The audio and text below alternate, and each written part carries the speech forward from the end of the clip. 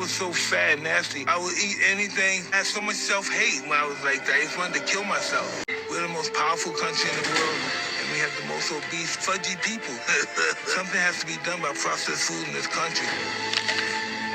I am very much against processed foods. Ultra processed foods are actually your number one source of microplastics in your diet, okay? However, this is the absolute wrong way to go about trying to convince people to eat ultra processed foods, because the way that they're treating this is that it's just a choice. People's relationship with food is very much tied into convenience, accessibility, and their income level. Okay. It's crazy because even in this own video, he's admitting without saying it, or maybe he doesn't realize it. He was in the midst of a mental health crisis, and he was treating that with food, right? People do that through binge eating, or it can go to the opposite, which is the more obvious form of an eating disorder. So it can go both ways. And to just say, just pick up an apple. No, food deserts are a thing, right?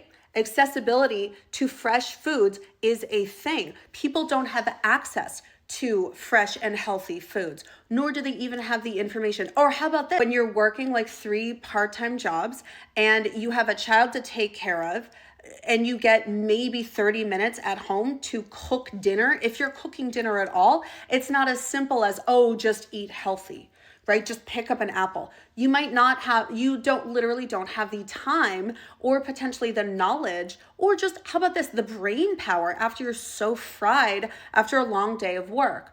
There is definitely a reason that more than half of adults in this country are technically obese. And it's not just because they are lazy or there was some moral failing as to why they didn't eat an apple. It very much has to do with time, accessibility, affordability, knowledge, and just access, right? And this thinking will continue to perpetuate the, you made a bad choice, you're fat because you made a bad choice, which is not true. There is personal responsibility involved. Of course there is. But there is also systemic issues at play. Me being like the number one proponent of eating fresh and unprocessed foods, even I can see that Mike Tyson ad, which was basically funded by RFK Jr., was completely the wrong way to go, especially as under his tenure, our food supply has actually become less safe as a result. And he's literally trying to push more red meat on us, even though as Americans, we eat more red meat than almost any other country in the entire world.